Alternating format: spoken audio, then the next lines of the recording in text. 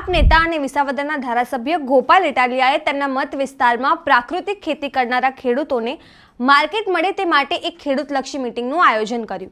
નમસ્કાર, હું છું ચંદ્રિકા પુત્રી નિરાલી. રામ રામ બધાને, જય કિસાન મિત્રો.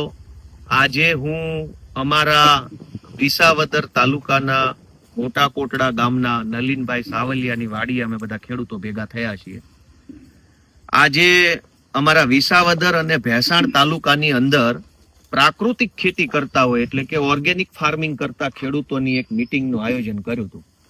આમ તો હું ગામડે ગામડે ફરતો હોઉં ત્યારે ઘણા ખેડૂતો અમારા વિસ્તારમાં પ્રાકૃતિક ખેતી કરે છે, એટલે મને પ્રાકૃતિક ખેતી વિશે જાણવામાં, આ ખેતીમાં શું શું હોય છે, કેવા કેવા ફાયદા છે, અને ધારાસભ્ય તરીકે, આગેવાન તરીકે હું ખેડૂતોને કેવી રીતે મદદરૂપ બની શકું એ બાબતનો રસ હતો. એટલે અમે આગોતરું આયોજન કર્યું હતું કે પ્રાકૃતિક ખેતી કરતા બધા ખેડૂતો ભેગા મળી આપણે આગળનું આયોજન કરશું. આજે એક સારી બાબત એ છે જાણવા જેવી, ગુજરાતમાં કદાચ કોઈને ખબર હોય કે ન હોય, કે જે ગિરનાર પર્વત છે, પવિત્ર સિદ્ધ ક્ષેત્ર કહેવાય જેને ગિરનાર, એ ગિરનાર પર્વતની જે ગોળાઈ છે એનો 90% હિસ્સો અમારા વિસાવદર, ભેસાણ અને જુનાગઢ તાલુકામાં આવે છે. એટલે તમે તેને ગીર કયો કે ગિરનાર કયો કે ગીર શબ્દની આસપાસ જોડાયેલી બધી જ બાબત અમારા વિસાવદર, ભેસાણને લાગુ પડે. હું અહીં બોલું છું તો મારી પાછળ આ ગિરનારનો ડુંગરો સ્પષ્ટ દેખાય છે નરી આંખે. આખી ગિરનારની અને દાતારની પર્વતમાળા છે. એટલે જેને ગીર કહી શકાય, પ્રાકૃતિક ખેતી અને પ્રાકૃતિક પેદાશોનું હબ કહેવાય, ઈ આ અમારો વિસ્તાર છે.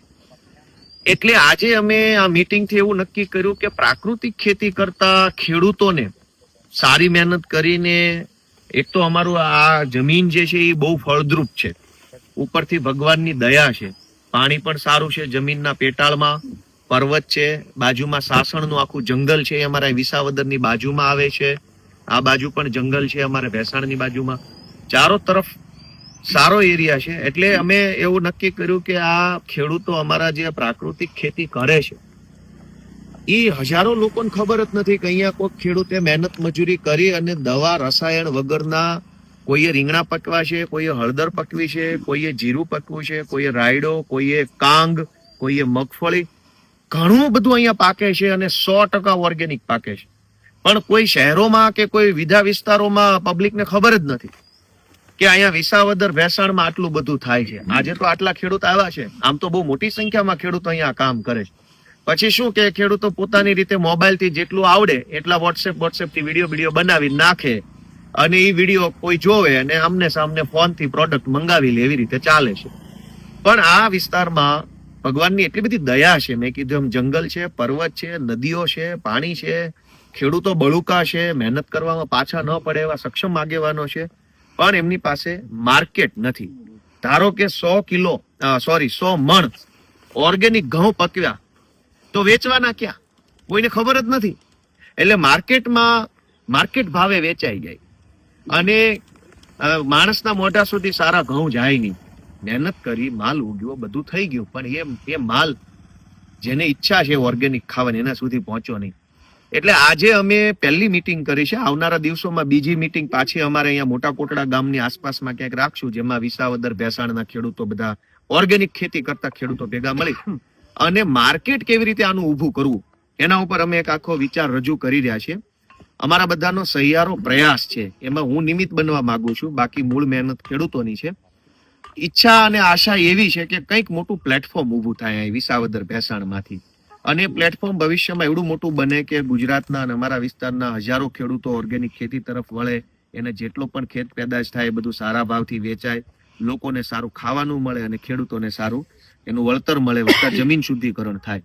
એટલે મારે આજે આ પ્રાકૃતિક ખેતીની મીટિંગ પરથી ગુજરાતમાં જે લોકો મારી વાત સાંભળે એને વિનંતી છે કે તમે પ્રાકૃતિક ખેતીમાં પ્લેટફોર્મ ઊભું કરવા બાબતે તમારી પાસે કોઈ માહિતી હોય કે કેવી રીતે આનું પ્લેટફોર્મ ઊભું કરવું, માર્કેટ કેમ ઊભું કરવું, વેચવો હોય, માનો કે ભેસાણ તાલુકાના મોરવાડા ગામમાંથી કોઈએ 20 કિલો કે 25 કિલો ઘઉં પકવ્યા છે અને ઘઉંનું વેચાણ કરવું હોય તો કેવી રીતે કરવું, એમને જરાક ના પાડો, કેવી રીતે કરવું, બરાબર, એ ઘઉં કેવી રીતે વેચવા, અથવા બધા જ ઘઉં વેચાય જાય એવું શું કરવું. તો જે કાંઈ પણ માર્કેટ કરવા માટે social media, e commerce, organic farming product, પેકેજિંગને લગતું કોઈની પાસે નોલેજ હોય, બ્રાન્ડિંગને લગતું કોઈની પાસે જ્ઞાન હોય, તો એવા મિત્રો જો સપોર્ટ કરવા અમારા વિસાવદર ભેસાણને માંગતા હોય તો પણ અમારો સંપર્ક કરે. મારા ફેસબુકના મેસેન્જરમાં મેસેજ કરી શકો, મારા ઈમેલ એડ્રેસ પર ઈમેલ કરી શકો, જેની પાસે મોબાઈલ નંબર હોય એ મને મેસેજ કરી શકે, અથવા મારા ફેસબુકમાં કોમેન્ટ કરી શકો, અથવા આમ આદમી પાર્ટીનો કોઈ કાર્યકર્તાને તમે ઓળખતો હોય તો એના સંપર્કથી મારો સંપર્ક થાય.